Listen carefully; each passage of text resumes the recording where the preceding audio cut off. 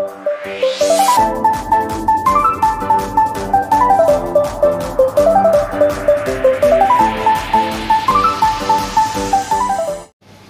बोलती public. Now दोस्तों, आज हम लोग सीखने वाले हैं डिफरेंशिएशन चैप्टर, जो क्लास 12 का सबसे इम्पोर्टेंट चैप्टर है और बोर्ड एग्जाम में अधिकतर क्वेश्चन इसी में से आते हैं। तो डिफरेंशिएशन गाइस, सबसे पहले पता what is differentiation. What is differentiation means क्या होता है, the rate of change with respect to things.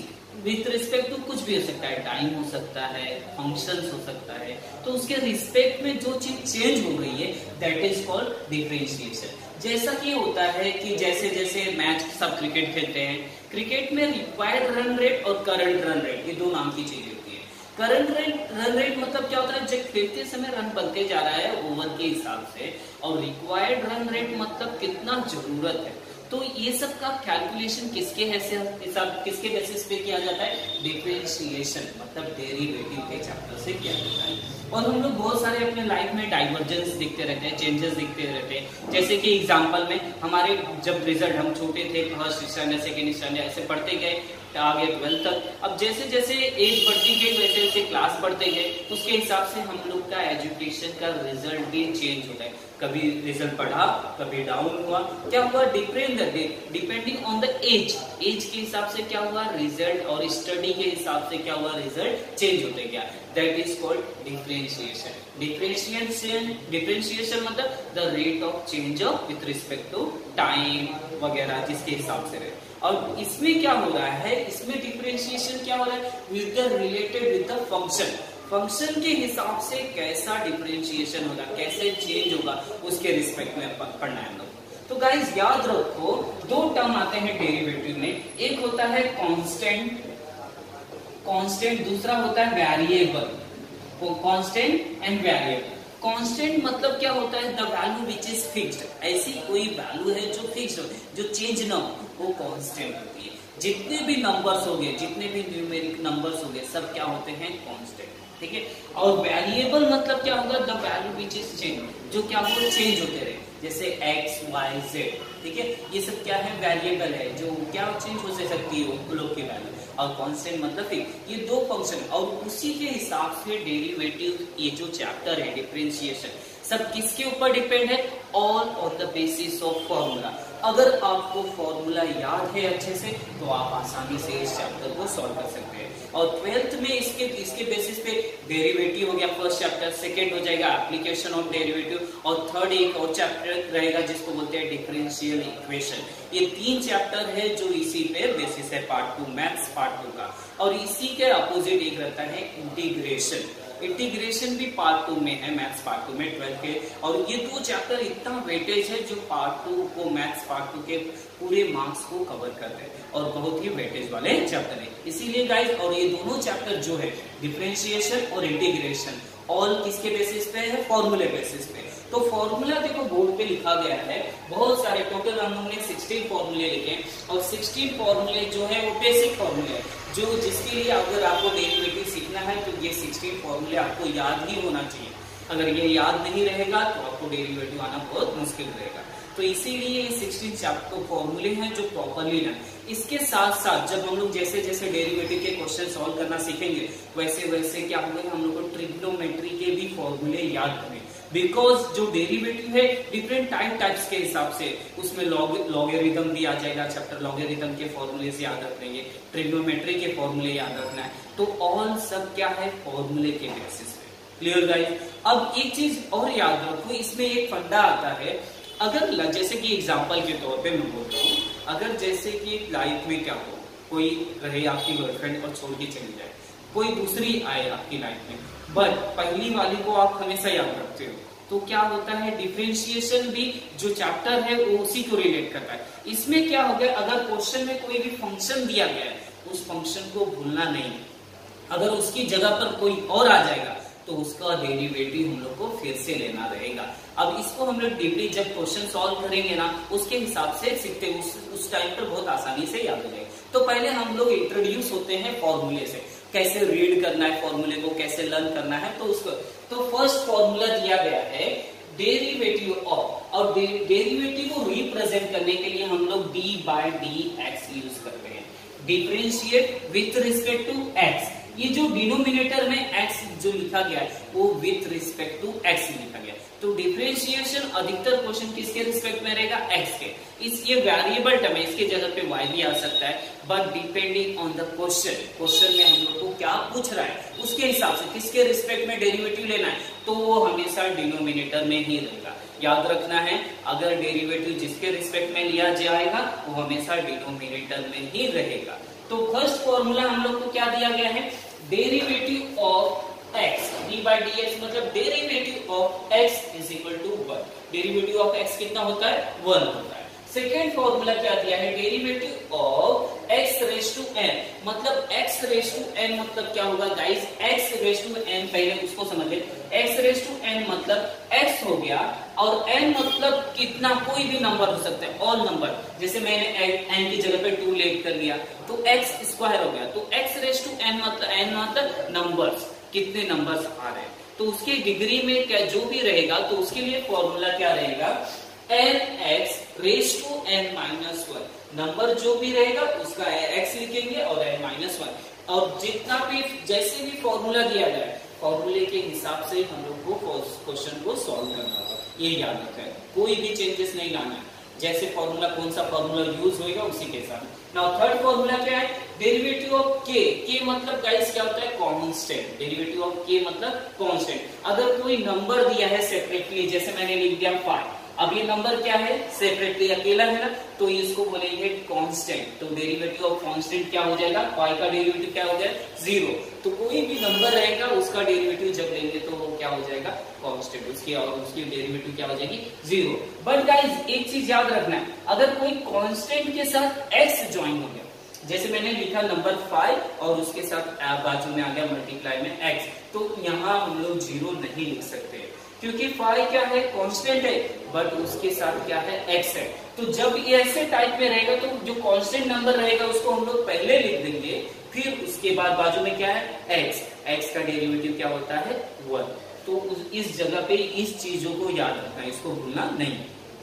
अगर किसी कांस्टेंट नंबर के साथ x फंक्शन है मल्टीप्लिकेशन में, तो उसका डेरिवेटिव 0 नहीं होगा, ये याद रखना है स्टेप में। नाउ फोर्थ फॉर्मूला क्या बोलता है, derivative of e raise to x। e raise to x का डेरिवेटिव क्या होगा, e raise to x।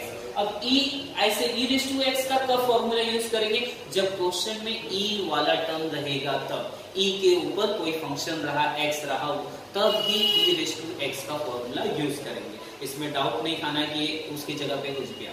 Now fifth formula, derivative of root x। Root x मतलब क्या होगा, अगर स्क्वायर रूट के अंदर कोई भी फंक्शन आ गया, जैसे एग्जांपल के तौर पर ले लिए हम लोग, इधर स्क्वायर रूट ऑफ 3x आ गया ना, तो इसका डेरिवेटिव जब लेंगे 1/2 रूट x, 1/2 रूट x। अब 2 रूट x की जगह पे क्या आ गया, 3x। ये चीज याद रखना है। अब इसके बाद यहाँ होना क्या चाहिए था, फॉर्मूले के हिसाब से क्या बोला गया था कि रूट के अंदर सिर्फ x होना चाहिए, बट वो अपने क्वेश्चन में क्या दिया है, 3x ना, तो उसका भी हम लोग को डेरिवेटिव लेना होगा। तो डेरिवेटिव ऑफ ऐसे लिखना रहेगा हम लोग को 3x, अब 3 साइड में आ गया फंक्शन, तो 3 का डेरिवेटिव 3 को साइड में कर दिया, और x का डेरिवेटिव क्या हो जाएगा, 1। तो ये छोटी छोटी बातों को याद रखना है, उसी के हिसाब से सॉल्व करना है। अब रूट x का डेरिवेटिव क्या होगा, 1/2 रूट x। फिर now sixth formula 1/x, derivative of 1/x। तो 1/x क्या होगा, -1/x²। तो गाइस एक और इम्पोर्टेंट चीज, जितने भी फॉर्मूले बनते हैं सब इस फॉर्मूले की देन, इसी फॉर्मूले से अधिकतर फॉर्मूले डिराइव हुए हैं। Derivative of x raise to n is equal to nx raise to n minus 1, इसी फॉर्मूले से अधिकतर फॉर्मूले डिराइव हुए। नाउ सेवेंथ फॉर्मूला क्या दिया, derivative of log x। log x का फॉर्मूला क्या होगा, 1/x। log दिख गया, समझ जाओ log x का फॉर्मूला लगेगा और ये क्या हो जाएगा, 1/x। Now eight formula, derivative of a raise to x। a raise to x guys और e रेस टू x, ये दो फॉर्मूले में डाउट कभी मत होना। e रेस टू आएगा, समझ आना e रेस टू का फॉर्मूला लगेगा। अब a रेस टू के लिए सब क्या होता है, a मतलब a raise to x, a मतलब क्या होगा, एनी नंबर्स, कोई भी नंबर हो जाए, ये मतलब एनी नंबर, कोई भी नंबर आ जाए, 2 3 4 5 कुछ भी आ सकता है, बट ऊपर x होना ही चाहिए। अगर ऊपर x नहीं रहा, अगर कोई नंबर आ गया जैसे a² आ गया, इसके ऊपर नंबर, तो ये क्या है, कांस्टेंट नंबर, तो इसका डेरिवेटिव क्या होगा, 0। क्यों 0 होगा, क्योंकि इसके साथ x नहीं है, इसी वजह से ये कांस्टेंट है। तो ये चीजें याद रखें। अब a⁻x का फॉर्मूला क्या हो जाएगा, a⁻x into log of a, ये याद रखना है, a⁻x into log of a। और a मतलब क्या होगा, कोई भी नंबर, इसको याद रखना, इसको भूलना नहीं। Now 9th formula, derivative of sin x क्या हो जाएगा, cos x, derivative of sin x cos x। अब ट्रिग्नोमेट्री के फॉर्मूले में आ गए, तो ये सब छोटी छोटी बातें आ रही है। Derivative of sin x cos x, derivative of cos x minus sin x, derivative of cos x क्या होगा, माइनस sin x होगा। और डेरिवेटिव ऑफ tan x क्या होगा, sec square x, derivative of tan x क्या हो जाएगा, sec square x। और sec x का क्या हो जाएगा, sec x into tan x। और derivative of cosec x, cosec x का डेरिवेटिव क्या होगा, minus cosec x into cot x। And 14th फॉर्मूले में क्या, cot x का क्या हो जाएगा, minus cosec square x, minus cosec. अब गाइस अभी देखो जो ट्रिग्नोमेट्री के जो फॉर्मूले दिए गए उसमें कुछ लॉजिक है। लॉजिक क्या है, देखो जहां भी c वाला टर्म है, cos, cosec एंड cot, उसका डेरिवेटिव क्या है, नेगेटिव में है। याद रखना है, जितने भी c वाले टर्म है तो उसका क्या है, डेरिवेटिव नेगेटिव में। इसलिए cos का माइनस sin x, cosec का minus cosec x into cot x and cot x का क्या हो जाएगा, माइनस cosec स्क्वायर x। इस ट्रिक को याद रखना ताकि माइनस न भूलो आप, और बाकी सब याद रखना।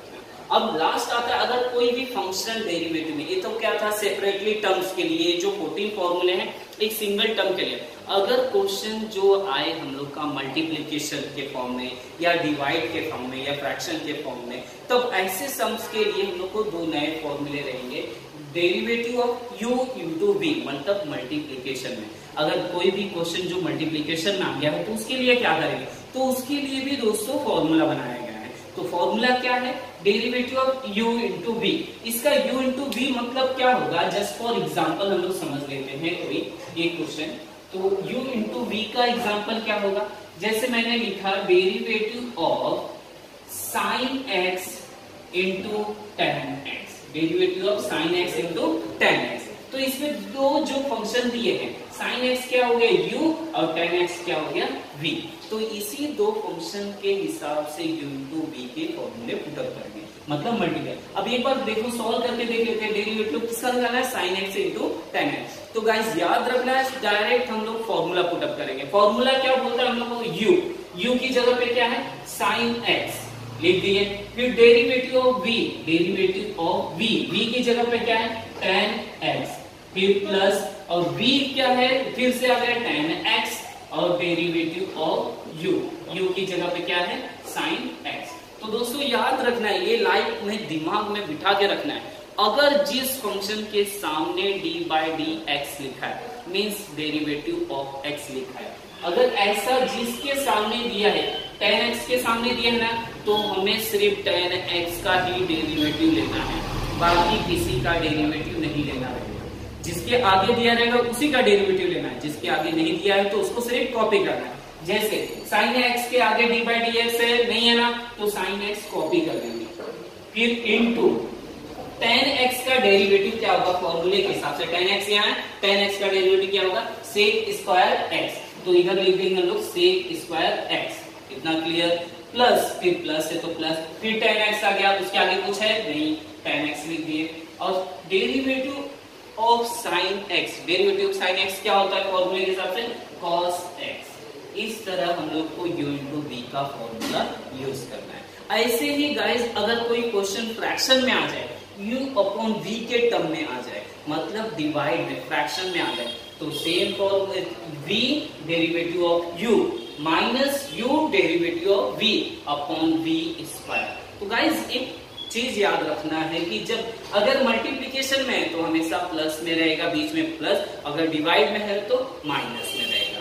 तो ये चीज याद रखना है। और प्लस हमेशा आप गलती से मिस्टेक्स हो जाएगा, जो डिनोमिनेटर में v स्क्वायर दिया ना आप भूल जाओगे, तो उस चीजों को छोटी चीजों को याद रखना है, ताकि ये बड़ी जब भी अपना u अपॉन v वाला क्वेश्चन आएगा तो उसमें v स्क्वायर का टर्म आप गलती से भूल जाओगे, वैसे प्रैक्टिस रहेगी तो नहीं भूलोगे। बट आपको याद रखना है, तो इसी बेसिस पे हम लोग क्वेश्चन करेंगे। और ये ऑल जो 16 फॉर्मूले हैं ये बेसिक फॉर्मूले ऑफ डेरिवेटिव है, तो इनको अच्छे से याद रखना है। अगर फॉर्मूला आपको अच्छे से याद रहेगा तो आप अच्छे से आसानी से अच्छे से सॉल्व कर पाएंगे, और जितना जल्दी फॉर्मूला याद होगा उतना मजा आएगा क्वेश्चन करने में।